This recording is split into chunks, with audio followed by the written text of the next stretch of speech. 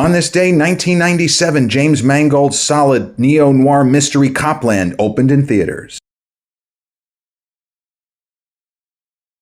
Case is fucking closed.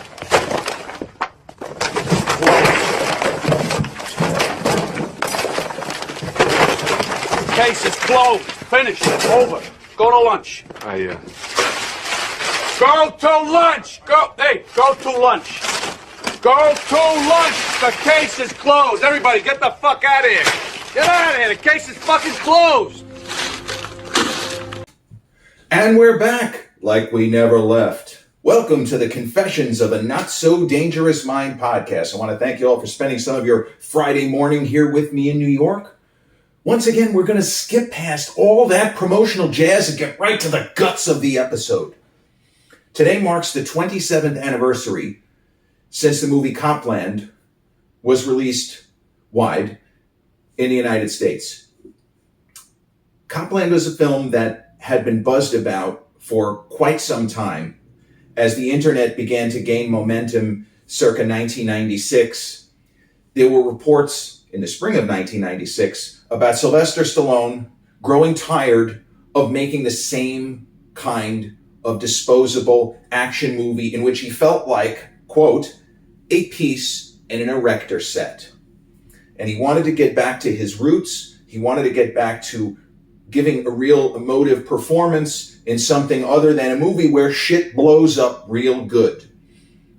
And when Sly staked out his claim that he wanted to do something, we heard about this film, it's Copland, and James Mangold was the writer, and Stallone worked for way less than he was making $20 million a picture at the time.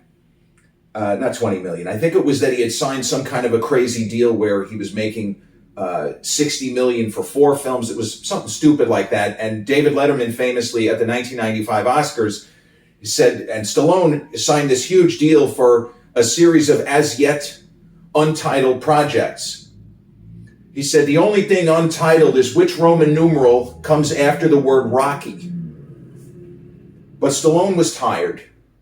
He made the big comeback with Cliffhanger and Demolition Man in 1993, and he promptly ran into another brick wall because The Specialist, as much as I enjoy it, it's a guilty pleasure, sucked. And Assassins underperformed at the box office. And Judge Dredd sucked. And he knew that Daylight was not going to be great. Even though the screenplay sold for $1 million, that's not really a movie that you're going to win any kind of awards, or even the sort of film that you can take pride in and say, wow, this is my best performance since playing Robert Hatch in Victory, or Marion Cobretti in Cobra, or Ray Tango in Tango and Cash, or Joe Bumowski in Stop or My Mom Will Shoot. So Stallone not only said he was going to do this movie, and he was going to work for scale, and he was going to see who else he could get of his caliber to join the cast and also try something different than maybe even the Ray Liotta's and Bobby D's and Harvey Keitel's and Kathy Moriarty's hadn't done in a while. So this was a movie that if it had had a normal budget, it would not have been a box office hit. Copland grossed about 60 million, just over 60 million in the United States. But because so many of the principals worked for scale, the film only cost $15 million, and that's including marketing. So the 60 million looks a lot better when it grosses 4 times its production cost and marketing budget included. It was a hit. But Sly, it wasn't enough for him. This is among many reasons why I'm a huge fan of his. Yes, the fitness aspect, the fact that he still looks incredible at age, 78 now? Nothing but respect. Even though he has made a ridiculous number of truly terrible movies in his career. But he's always trying. He does not take movies off. He's always looking for ways to make films better, even if he knows, like in the case of Judge Dredd, he adds little bits. Okay, that fucking script was terrible. Like, what was he even doing there in the first place? But it wasn't enough for Sly to simply show up, try to read his lines. He's going to play a small town sheriff dealing with corruption, and there's all sorts of, stuff going on. he's involved in a conspiracy, or maybe he isn't. But it wasn't enough to simply play the role of Sheriff Freddie Heflin. Not coincidentally, his last name is Heflin. It's supposed to be like Van Heflin from Shane. And it's not an accidental last name. They were echoing a famous actor in an iconic Western movie. Van Heflin, great name. But Sly talked about how there's more to emoting, there's more to performance than simply having a different kind of a screenplay than Daylight blowing up the Holland Tunnel, or assassins being chased around Central America by Antonio Banderas, or Judge Dredd, a comic book movie. There's more to it than simply saying, okay, we're doing a drama. So in order to believably play a small town sheriff of the fictional New Jersey town called Garrison, Sly embarked on a different kind of fitness regimen. You could almost call it an anti-fitness regimen. He resolved to not play this role shredded as he had been for I don't even know how many years. But when you look at his films of the 90s, starting with Cliffhanger, shredded in Cliffhanger, even more shredded in Demolition Man. He looks insane in The Specialist, opposite Sharon Stone, who, if we're being honest, also looks insanely spectacular. But as she put it, I felt like this tiny little unattractive chubby thing being naked with that guy. And even critics who hated the movie took special pains to point out just how ridiculous Stallone looks in that film. As the great John Anderson, my favorite New York local critic, as he famously said in his one-star review of The Specialist, leave it to Sylvester Stallone, the only man that I can think of who can do a nude scene with Sharon Stone and look better than she does. Relatively speaking. Direct quote. I remember giggling away. But then Sly did Judge Dredd, shredded. Assassins, shredded, even though he doesn't get to show off. He's not topless, but you see he's fucking jacked in that movie. He is cut and he is jacked. You know, like every guy says, well, what are you trying to do in the gym? I want to gain weight and get shredded. Stallone looks like he put on weight between The Specialist and Assassins, and his body fat percentage is still 2%. You just look at the leanness in his face. They try to make it seem that he's not as the guy looks insane. And in Daylight, again, he's walking around at about 2% body, but he looks crazy. But Sly did something. He knew it was going to hurt, and not in the normal way.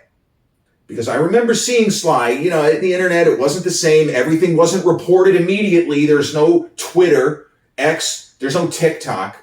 But Sly put on a ton of weight in a kind of cloak of secrecy, a little bit like his buddy Bobby D, when Bobby D was making Raging Bull. That's the movie that De Niro, they took time off. They shot all the scenes with Jake LaMotta in Fighting Trim. You know, you shoot out a sequence. Scorsese had a plan. They shot all of the scenes with De Niro's Jake LaMotta either at his fighting weight of middleweight or close to it. Because there's a couple of scenes where he's like 10 or 15 pounds. Hey, stop beating. Hey, good, keep beating, you fat bastard. All of that stuff, yeah. And then production shut down. Mr. De Niro went to Italy and gained like, I don't even know, 60 pounds. And he was a young guy with a fast metabolism. That was not easy. I'm sure it was fun. The thing with De Niro, though, he didn't give a shit. If Bobby D has any vanity, or the younger De Niro had any vanity, he certainly never showed it. He didn't show it to anybody. It's part of his job. He made his peace with himself. He put the weight on. He shot his scenes with LaMotta as a, somewhat older guy with a belly and the whole thing and the nose. And then he took the weight off. Didn't say anything. It was not a big deal to him. He put on, to much lesser extent with the Untouchables, a number of years later, Brian De Palma, he put on weight to play Al Capone. He put a little bit of weight on to play my favorite, Louis Cypher in Angel Heart. And he's always a guy that had that ability. He got pretty diesel for Cape Fear. De Niro never really talked about his process. He's not a great interview, if we're honest. He never was. Whereas his pal Pacino, he'll talk to you about, took your ear off about everything. But Stallone, unlike De Niro, when he decided, I'm going to put weight on for this role, he made a lot of good points. He said, if I don't look like my normal self, this is a character who should not be walking around at single digits body fat. It's not believable that he would be that guy. So the next time I saw Stallone on TV, he was being interviewed by Larry King, of all people. He ostensibly was promoting the movie Daylight, a film which I really like. It was on my list of guilty pleasure movies. The problem with the film is spoiler alert, they kill off the wrong character at the beginning. In the first act, they kill off Viggo Mortensen's character. It was the most interesting character in the film, way more interesting than Sly's Kit Latura. Another great name, Kit Latura. Kit, short for what, Kitty? I don't know. But Stallone, while promoting Daylight, no offense, Sly, I hate to say this, his face was twice the size it would normally be. I had just seen Assassins again when it aired on HBO, and like the next day, he's on with Larry King, and oh my God, because I had forgotten. I knew he was shooting Copland, but it didn't really connect for me that he was not going to look like Sylvester Stallone. You could tell it was him. But he talked about, on the one hand, yes, it was so much fun to go to, my local pancake house near home and eat 2 orders of flapjacks, getting banana splits for the first time in I don't even want to tell you how many years, drinking milkshakes, eating hamburgers with French fries. He consulted with his doctor to make sure he wasn't going to, it's kind of like Morgan Spurlock years later with Super Size Me, where he almost killed himself.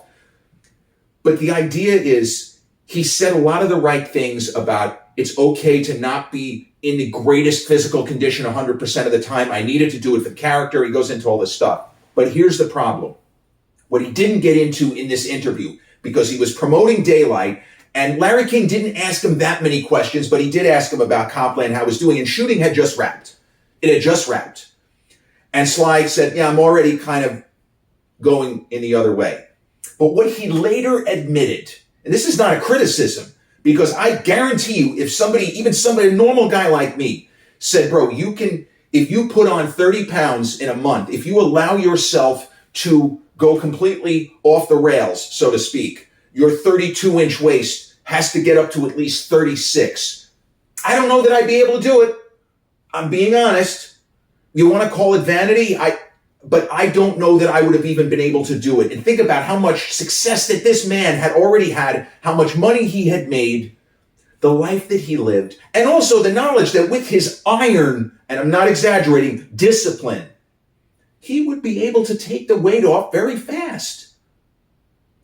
But he talked about how anytime he went out during filming, anytime he was seen in public at the heavier weight, where he looks like a normal person. He doesn't look fat. He looks like a normal person who had been athletic, roughly 50 years old. That's how he looks. This is not Christian Bale playing Dick Cheney in that film from 2017. This is not that. This is not Christian Bale in American Hustle looking like a mess.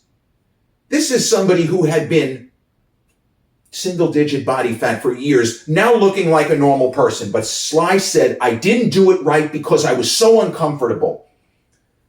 Whenever I saw people I knew in public, I had to tell them, it's for a role. It's for a movie. As if I needed to apologize for not looking a certain way all the time. He said, that's wrong, but I couldn't help it.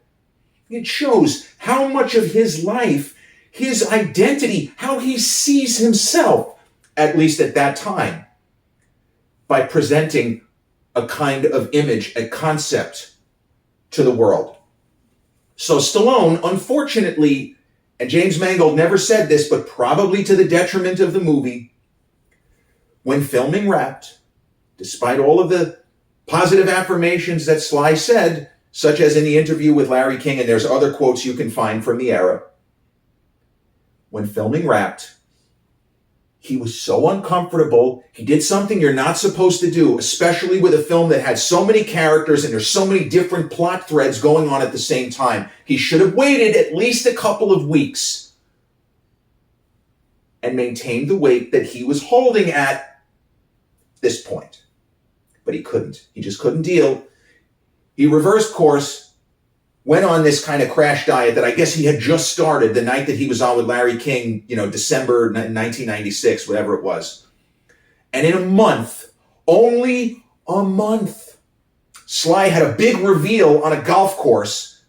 I think he came in, he's wearing a coat. It was something ridiculous. And then he took it, and we realized that, okay, he's back to 170. And he looks like he doesn't have a molecule of adipose tissue on his frame. So he got back to fighting trim in not much more than a month. That is the iron will of Sylvester Stallone. When he puts his mind to it, you know he can do it. We've seen it throughout his career, things that have nothing to do with his physique. When he decided he was going to do a recut, a new version of Rocky IV during COVID, when he, by his own admission, said I was going fucking crazy from every angle, worrying about all my friends, the family, making sure everybody was okay. The movie business slowed to a crawl, but they said, Sly, you can come in and do whatever the fuck you want. You just can't have a real crew with you. But he decided he was going to do the new cut of Rocky IV, and he fucking did it. And that was not easy. I can't even imagine how many hours sitting there just going over bits and pieces of footage until getting it right. All props. But he got down to fighting trim, and lo and behold, the reason why you don't do this, maybe 2 days after the big reveal, I've got my abs back, mofos. A filmmaker, James Mangold, called him. Hey, Sly, how we doing? You feeling good? Hey, yo, Jimmy, yeah, how's it going with you? Or whatever he says. Mangold says, Sly, I hope that you look like you did the last time we saw each other. Hey, yo, how come? Because I need you for about 1 week of reshoots. There are certain pickups we did. Stallone immediately checks out. Oh my God, James, I'm so sorry. I'm so sorry. I took off all the weight already. Now, Mangold, ever the professional, terrific filmmaker. I really like Indiana Jones and the Dial of Destiny. I should throw that out there. When he directed it, his direction to me was marvelous. Mangold didn't get angry. He suspected that this was what was going to happen because he was with Stallone. Think about how many hours they spent together. He knew how uncomfortable his star was. He was sympathetic to that. He got it. So he didn't get upset. He apparently said, so this is now we would know exactly what was said, but he apparently said something like, don't worry about it. Come in.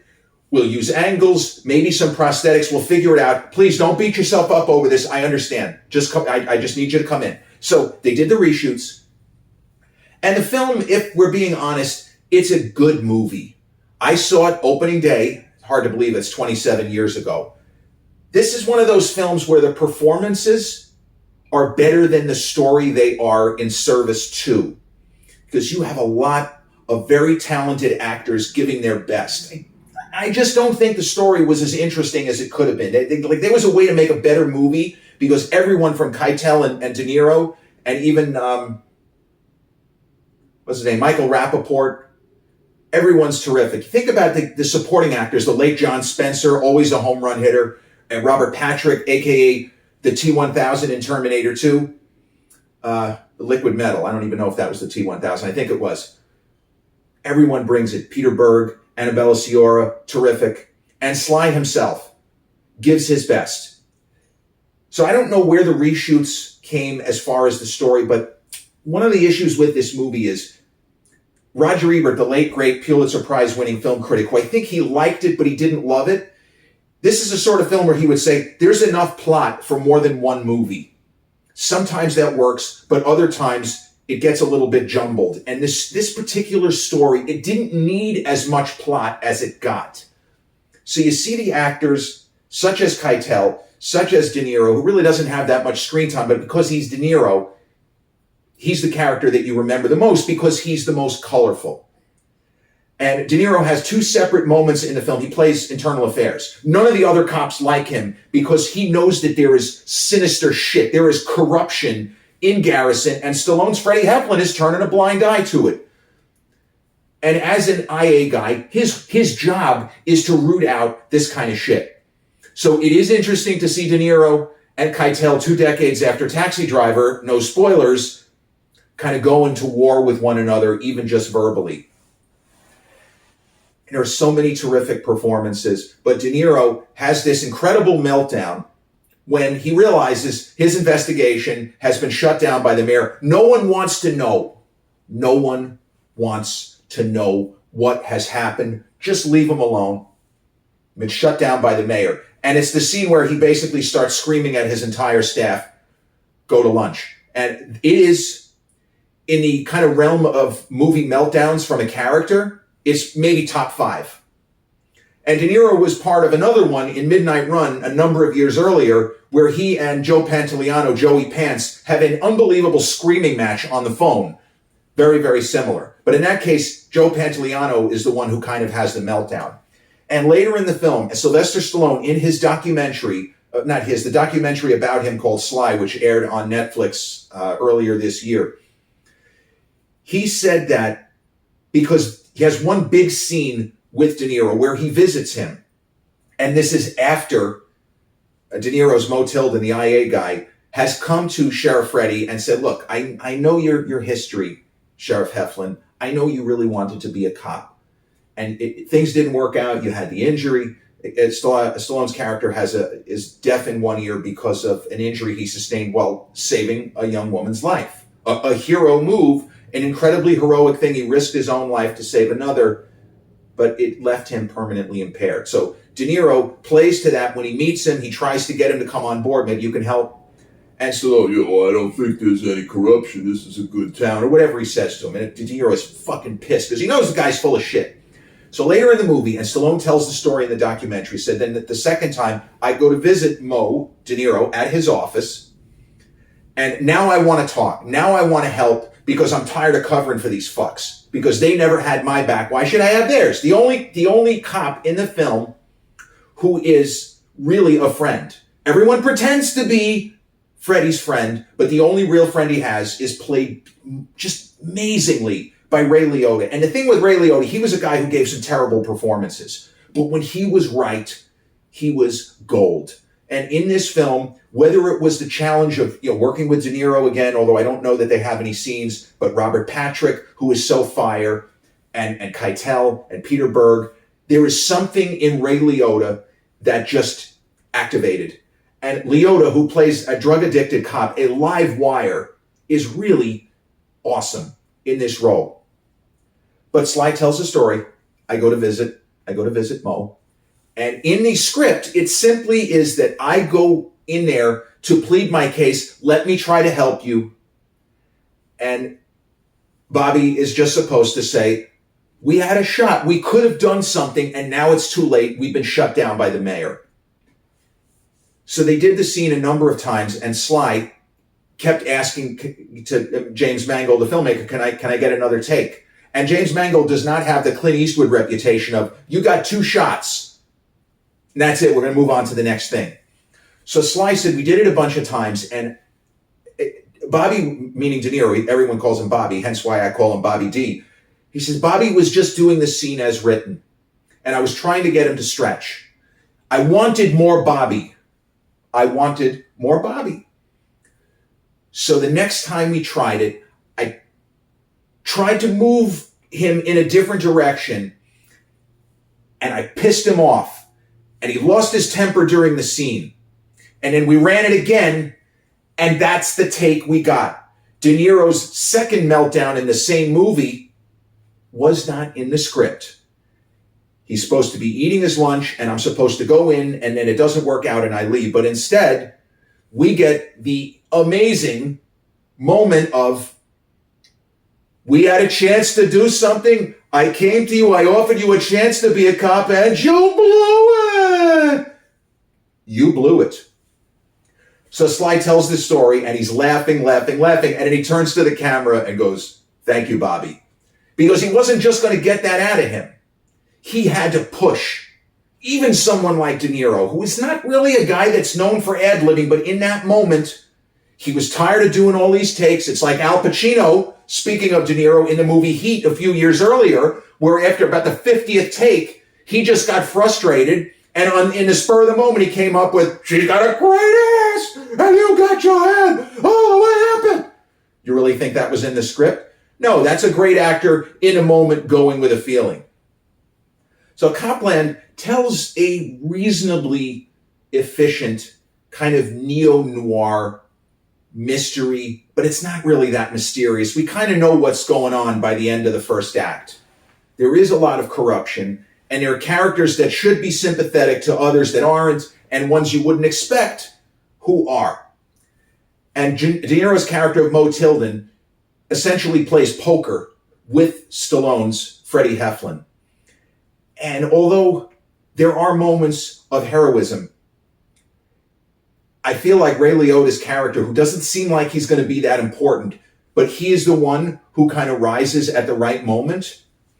And unfortunately, in a movie that is Stallone's show, I think of Liotta and I think of De Niro, two of the three main cogs of Martin Scorsese's Goodfellas 7 years earlier. They give the most indelible performances in this film, in my opinion. So yeah, that day, all those years ago, I walked out of the theater feeling like I had seen a good movie, but I was a little bit disappointed because it could have been great. The pieces were in place. As I said, even Peter Berg in a smaller role, there was more they left on the table. So it's like, it's not a great movie and it's not bad. It's worth seeing, but it's a near miss. Could have been better. And I love all of the performances, and I love that Stallone was so committed to doing this and playing the role. Even if he lost the weight too quickly, he still did it. And all props to him for going against his instinct, which is to walk around at 6% body fat or whatever it is 100% of the time in that era. So as we speak, Copland is streaming on Paramount Plus. If you get it, you don't have to rent it through Amazon Prime or Apple. I can't say that I give the film my highest recommendation, but it is a very solid movie. And if you go on YouTube, there are movie reactors such as one of my favorites, TBR Schmidt, husband and wife couple who live in Canada. They are so good at reviewing films, in most cases, that they've never seen before. They loved it. And they couldn't believe they really didn't know anything about it, given the cast. And when it was over, they said, I don't understand how did we not know of this movie? This was great. They both thought, masterpiece. One of their, favorite 3 or 4 Sylvester Stallone movies. They just absolutely unabashedly loved it. So yeah, I can't say that, but it is worth seeing if you're a fan of any of the actors, or if you like movies of the 90s, or the kind of slow burn, character-based mysteries that Copland puts forth. Copland, released on this day, 1997, directed by James Mangold and starring Sylvester Stallone, Ray Liotta, Harvey Keitel, Robert De Niro, Peter Berg, Kathy Moriarty, John Spencer, and Robert Patrick. This has been episode 279 of the Confessions of a Not So Dangerous Mind podcast. I want to thank you all for spending some of your Friday morning here with me in New York. If you caught this episode on the YouTube channel, haven't done so already, please click like, subscribe, comment, share, turn on those notifications. Or if you catch this episode on the audio platforms such as Podbean, Amazon Music, iTunes, Spotify, iHeartRadio, or the other platforms we're hosted, same general rule applies. Click like, subscribe, share, turn on those notifications. I'll be back with a new episode real soon. Till then, go to lunch. Hey, go to lunch. Peace.